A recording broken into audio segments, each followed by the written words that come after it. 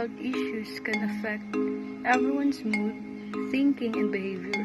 Mental health issue like depression, anxiety, or suicide is a serious matter.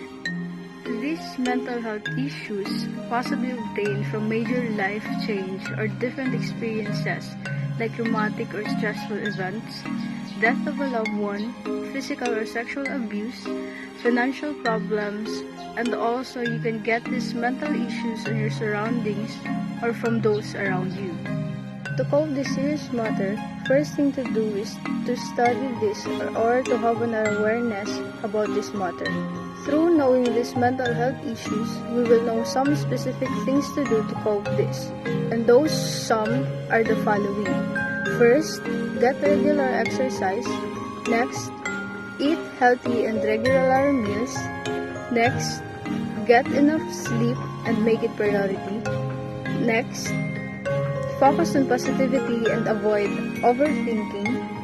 Next, don't be too hard on yourself. And lastly, talk to people around you. Share to them what's bothering you. Taking care of our mental health is just as important as taking care of our physical health. Seeking help for mental health concerns and prioritizing self-care can lead to improved quality of life, healthier relationships, and greater resilience in the face of life's challenges.